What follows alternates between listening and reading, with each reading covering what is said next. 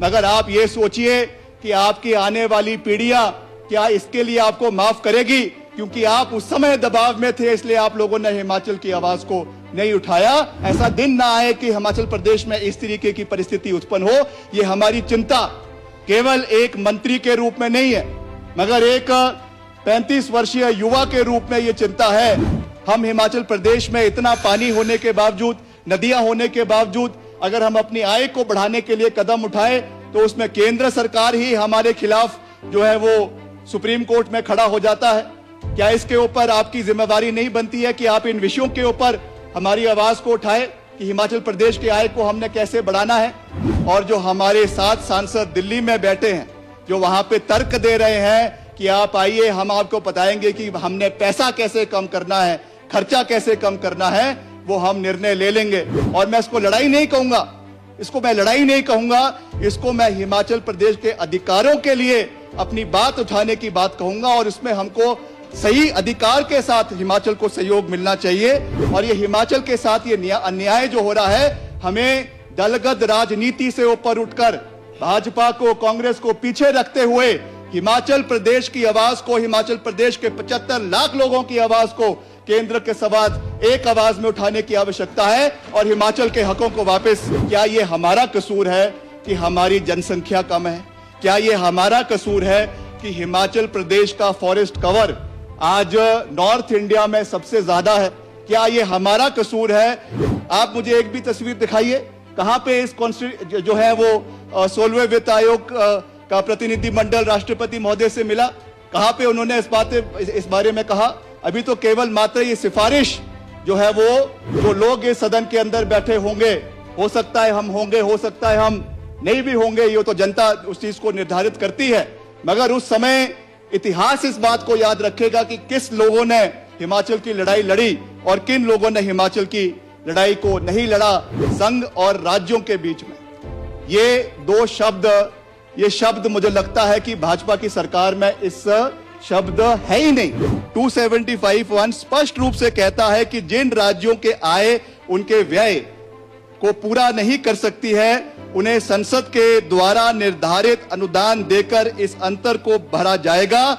यही राजस्व घाटा का प्रारूप है। यहां तक कि 15वें वित्त आयोग ने भी यह स्वीकार किया था कि हिमाचल जैसे राज्यों में स्ट्रक्चरल राजस्व घाटा है और इस कमी को पाटने के लिए आरडीजी हिमाचल के लिए जरूरी है।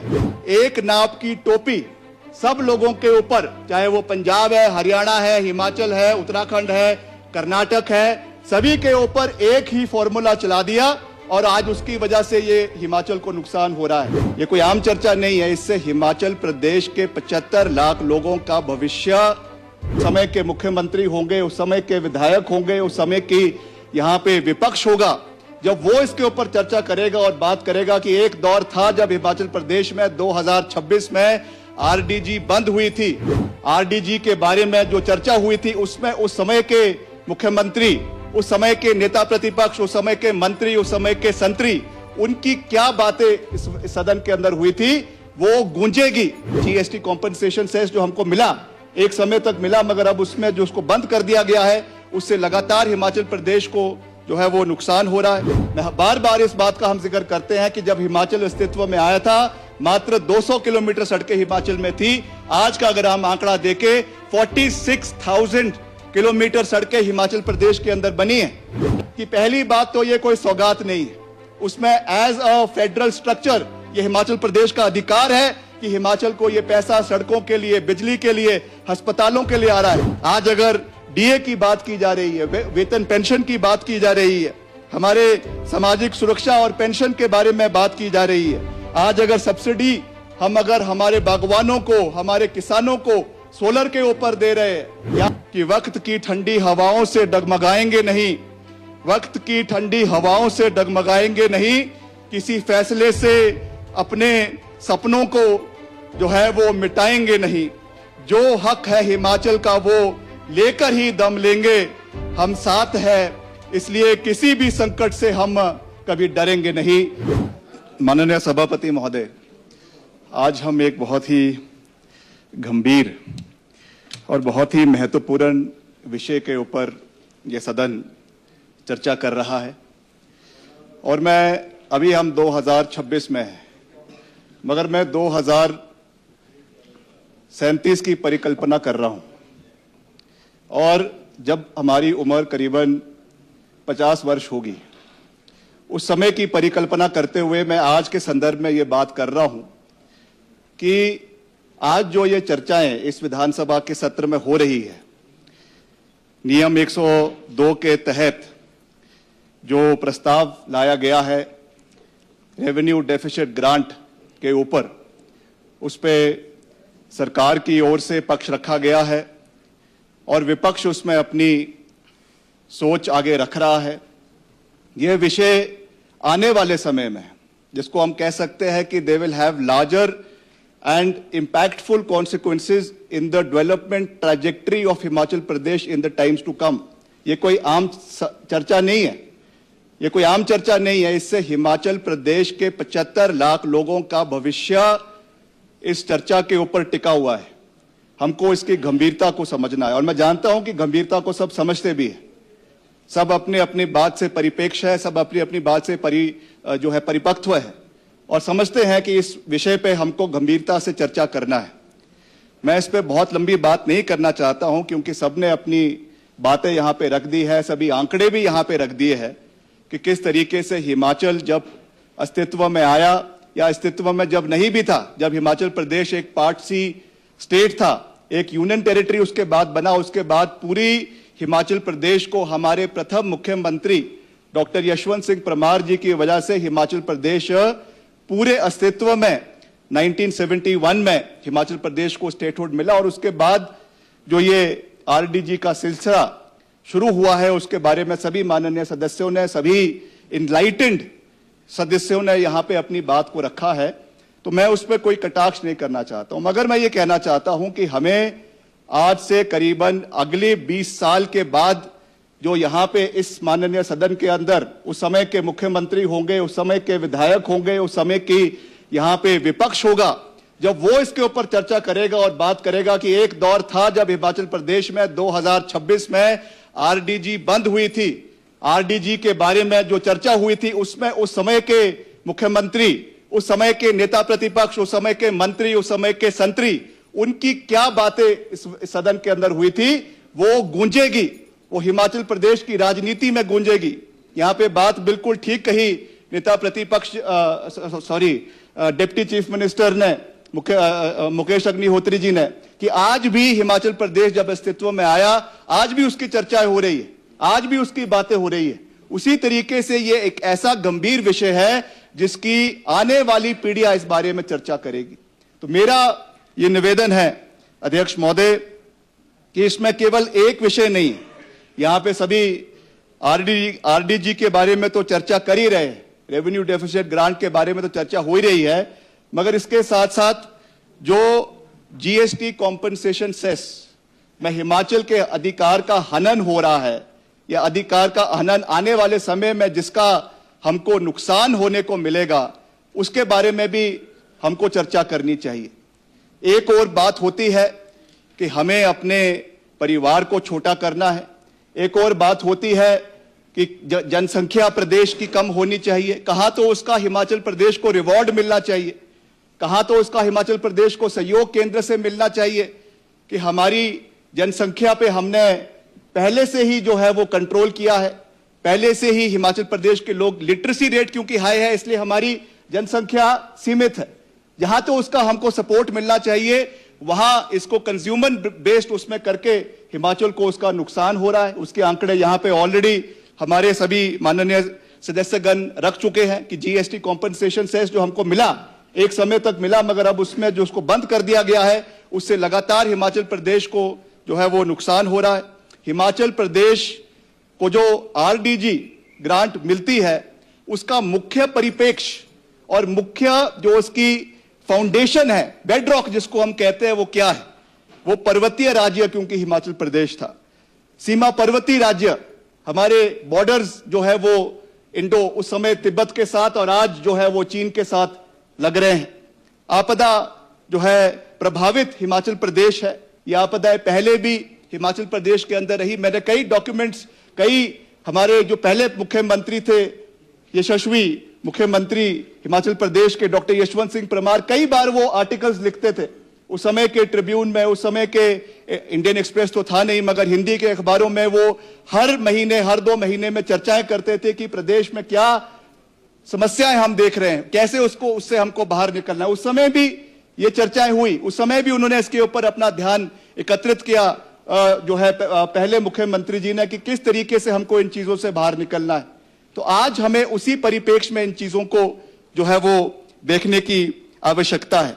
और जैसा मैंने आपको कहा कि जो स्पेशल कैटेगरी का दर्जा हमको मिला, वो यहाँ की आर्थिक गतिविधियों और आर्थिक गतिविधियों की लागत अधिक आपत्ति छतरी हुई, और साथ ही साथ जो हमारा इंफ्रास्ट्रक्चर निर्माण जो महंगा हुआ, राजस्व की क्षमता जो यहाँ पे सीमित है, जो हमारे इनकम के रिसोर्सेज बहुत लिमिटेड है। हमारा जो इंडस्ट्रियल सेक्शन है, आप सब जानते हैं कि it is merely confined to only few districts of Himachal Pradesh. केवल जो हमारा ऊना का इलाका है, हमारे बद्दी का इलाका है, कालाअंब का इलाका है, या हमारा और इलाका है, उससे ज्यादा हम because of the non availability of land हम उनको अपने इंडस्ट्रियल कैपेसिटी को बढ़ा नहीं सकते हैं। इसकी इन सब चीजों की पूर्ति करने के लिए हिमाचल को ये सहयोग जो है वो केंद्र सरकार की ओर से, केवल एक केंद्र सरकार की ओर से नहीं, मगर एक कॉन्स्टिट्यूशनल फॉर्म में इसको जो है संविधान के अनुच्छेद 275(1) के तहत और वित्त आयोग की रिकमेंडेशन के माध्यम से हमें लगातार जो है वो राजस्व घाटा अनुदान मिल रहा है, ताकि हमारा राज्य अपने न्यूनतम राजकोषीय दायित्व, वेतन, पेंशन, ब्याज, सामाजिक सुरक्षा और बुनियादी सेवाएं उनको जो है वो पूरा कर सके। और मैं इसमें एडिशनल करना चाहूंगा कि this is not only limited to paying off salaries and giving arrears और DA, this is also limited, this is also expanding into the arena of capital expenditure. आज अगर हिमाचल प्रदेश की हम लगातार बात करते हैं कि हिमाचल की सड़कों का निर्माण, मैं बार बार इस बात का हम जिक्र करते हैं कि जब हिमाचल अस्तित्व में आया था मात्र 200 किलोमीटर सड़कें हिमाचल में थी। आज का अगर हम आंकड़ा देखें 46,000 किलोमीटर सड़कें हिमाचल प्रदेश के अंदर बनी है। एक बहुत बड़ा जाल हिमाचल प्रदेश के अंदर आज पहाड़ी राज्य होने के बावजूद हिमाचल के अंदर है। This is the capital expenditure we have incurred on the developmental trajectory of Himachal Pradesh. तो ये किसी का एक का इतिहास नहीं है, ये किसी का साझा इतिहास नहीं है, ये हिमाचल प्रदेश के लोगों ने, हिमाचल प्रदेश के समय समय पर सरकारों ने, मुख्यमंत्रियों ने ये योगदान दिया है, जिसकी वजह से ये आंकड़ा आज हिमाचल प्रदेश में है। शिक्षा की बात आज मुख्यमंत्री जी ने करी है, स्वास्थ्य की बात आज मुख्यमंत्री जी ने करी है। तो इन परिप्रेक्ष्य को देखते हुए मैं ये बात कहना चाहता हूं कि जो 16वां वित्त आयोग की सिफारिशें और केंद्र सरकार के फैसले के अनुसार 31 मार्च 2026 के बाद राजस्व घाटा को जो बंद करने की सिफारिश केंद्र सरकार को जो है वो 16वें वित्त आयोग ने करी है। वैसे तो यह भी एक चिंता का विषय है अध्यक्ष महोदय, सभापति महोदय, कि जिस तरीके से एक एक करके जितने हमारे कॉन्स्टिट्यूशनल और स्टैट्यूटरी बॉडीज हमारे देश के अंदर है, उनकी जो गरिमा है जिसको घटाया जा रहा है। एक जमाना था जब हम देखते थे, हम छोटे छोटे थे, बच्चे थे, उस समय तो स्कूल में थे, कॉलेज में थे, कि जब फाइनेंस कमीशन अपना रिपोर्ट ले करता था तो उसके पहले महामहिम राष्ट्रपति को मिलने जाते थे। वहां पे जाकर जो है रिपोर्ट को दिया जाता था, उसकी गरिमा को रखा जाता था, उसके बाद जाकर उसको पार्लियामेंट में ले किया जाता है। आप मुझे एक भी तस्वीर दिखाइए कहां पे इस जो है वो 16वें वित्त आयोग का प्रतिनिधिमंडल राष्ट्रपति महोदय से मिला, कहां पे उन्होंने इस बारे में कहा। अभी तो केवल मात्र ये सिफारिश जो है वो लोकसभा के अंदर की गई है और माननीय हमारी वित्त मंत्री आदरणीय डॉक्टर निर्मला सीतारमण जी ने इसको अपने बजट के अभिभाषण में पढ़ा है। मगर जैसा अभी मुख्यमंत्री जी ने कहा, अभी भी हमारे पास समय है। अभी भी अगर हम एक आवाज में, आज यहां पे हम जितने सदस्य बैठे हैं 75 लाख लोगों का रिप्रेजेंटेटिव आज इस सदन के अंदर बैठा है। आज अगर हम एक स्वर में, एक आवाज में इस बात को नहीं रखेंगे कि हमें हमारे हक की लड़ाई लड़नी है, तो जैसा मैंने अपने अभिभाषण की शुरुआत में कहा कि 2037 की परिकल्पना में जो लोग इस सदन के अंदर बैठे होंगे, हो सकता है हम होंगे, हो सकता है हम नहीं भी होंगे, ये तो जनता उस चीज को निर्धारित करती है, मगर उस समय इतिहास इस बात को याद रखेगा कि किस लोगों ने हिमाचल की लड़ाई लड़ी और किन लोगों ने हिमाचल की लड़ाई को नहीं लड़ा। ये बात मैं कहना चाहता हूं। आज लगातार यहां पे जो है हमारे आर्टिकल जो है 275(1) और 280 की बात हो रही है। संविधान के अनुच्छेद 280 के अनुसार हर 5 वर्ष में एक वित्त आयोग का गठन होता है, जिसका मूल दायित्व संघ और राज्यों के बीच में। ये दो शब्द कि आज मैं समझता हूं कि पूरे देश में, केवल मैं हिमाचल प्रदेश की बात नहीं कर रहा हूं, कोऑपरेटिव फेडरलिज्म, ये शब्द मुझे लगता है कि भाजपा की सरकार में इस शब्द है ही नहीं। ये बहुत दुर्भाग्यपूर्ण है। This is a very unfortunate event that has occurred in the history of the country, और उसका नुकसान हिमाचल प्रदेश को मिल रहा है। हम बार बार इस चीज का जिक्र करते हैं कि हिमाचल प्रदेश इस देश का अंग है। हिमाचल प्रदेश हमारे कोऑपरेटिव फेडरलिज्म में यूनियन ऑफ स्टेट का एक अभिन्न अंग है, और ये हमारे अधिकार, हमारी जो सोच है, हमारे जो देश, हमारे प्रदेश की परिकल्पना है, उसके विपरीत लगातार ये कार्य हो रहा है। मैं आज इलेक्शन कमीशन की बात नहीं करना चाहूंगा। मैं आज और जितने संस्थान देश के अंदर है, किस तरीके से उनको इरेडिकेट किया जा रहा है। यूनिवर्सिटीज की, यूजीसी की बात अभी पूरे देश के अंदर उठी, जिस तरीके से सिस्टमैटिकली इन जो है हमारे बॉडीज को, स्टैट्यूटरी बॉडीज को खत्म किया जा रहा है, that is a different debate all together. आज अगर उसके बारे में हम बात करना शुरू करेंगे तो बात कहीं से कहीं जाएगी। आज बात केवल हिमाचल प्रदेश के परिप्रेक्ष्य में है, और इसमें अनुच्छेद 275(1) स्पष्ट रूप से कहता है कि जिन राज्यों के आय उनके व्यय को पूरा नहीं कर सकती है, उन्हें संसद के द्वारा निर्धारित अनुदान देकर इस अंतर को भरा जाएगा। यही राजस्व घाटा का प्रारूप है, और आज उसी की अनुपालना इस सदन के या जो है इस देश के अंदर हो रही है, और उसमें हम सबको अपनी आवाज उठाने की आवश्यकता है।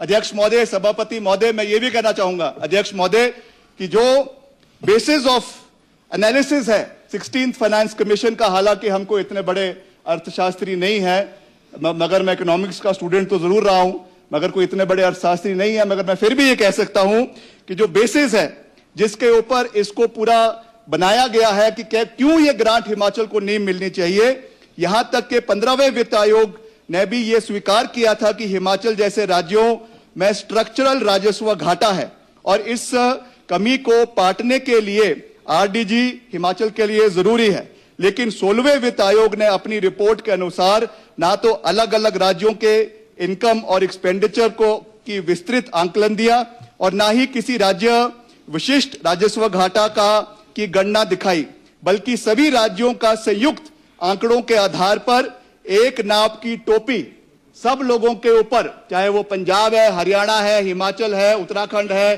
कर्नाटक है, सभी के ऊपर एक ही फॉर्मूला चला दिया, और आज उसकी वजह से ये हिमाचल को नुकसान हो रहा है। अभी यहां पे उप मुख्यमंत्री जी पहले कह चुके हैं कि हिमाचल की जो राजनीतिक जन्म हुआ है उसकी क्या पृष्ठभूमि रही है, हिमाचल की ज्योग्राफिकल टेरेन्स क्या है वो हमारे सामने है, हिमाचल में कितना फॉरेस्ट लैंड है वो हिमाचल हमारे सामने है।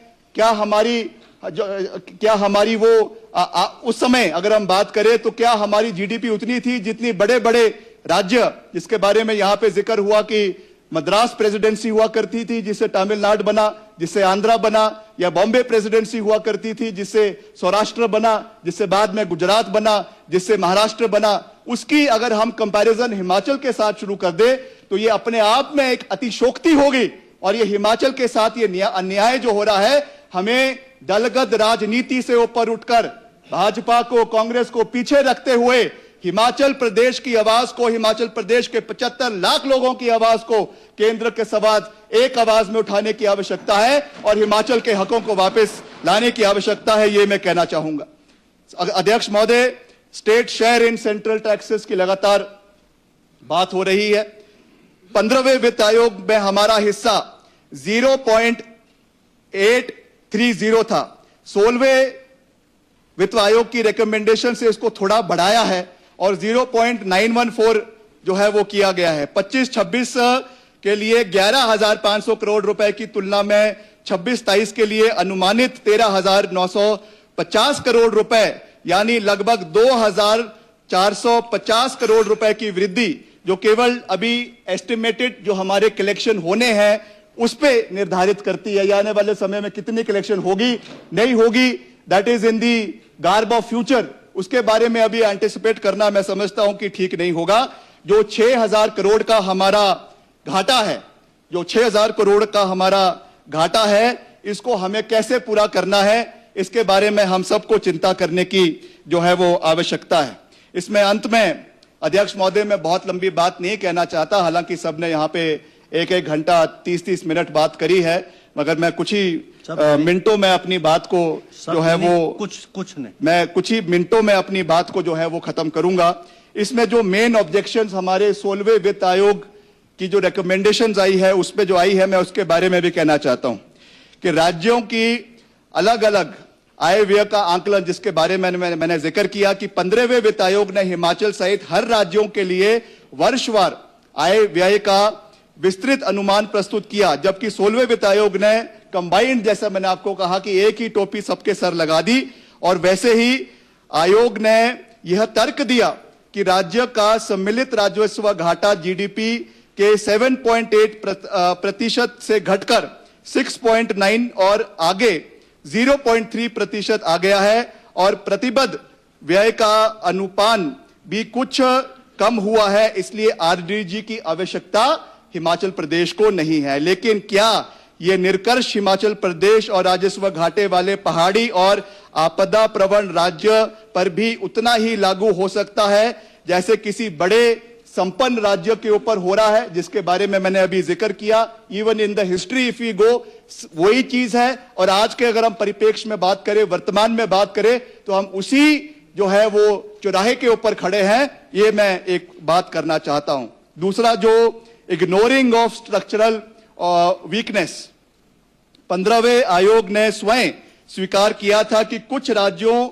में स्ट्रक्चरल राजस्व घाटा है, जो केवल सब्सिडी या कैश ट्रांसफर से नहीं बल्कि भौगोलिक आर्थिक वास्तविकताओं से जो है वो पैदा होता है। 16वें वित्त आयोग ने इस बात ने पर्याप्त महत्व नहीं दिया, और ना ही ग्रीन बोनस, बार बार मुख्यमंत्री जी इसका जिक्र करते हैं। क्या ये हमारा कसूर है कि हमारी जनसंख्या कम है? क्या ये हमारा कसूर है कि हिमाचल प्रदेश का फॉरेस्ट कवर आज नॉर्थ इंडिया में सबसे ज्यादा है? क्या ये हमारा कसूर है कि चाहे बान के पेड़ है, चाहे देवदार के पेड़ है, चाहे यहाँ की नदियां हैं, आज सबसे ज्यादा अगर पवित्र और साफ जगह पूरे उत्तर भारत में है तो हिमाचल है।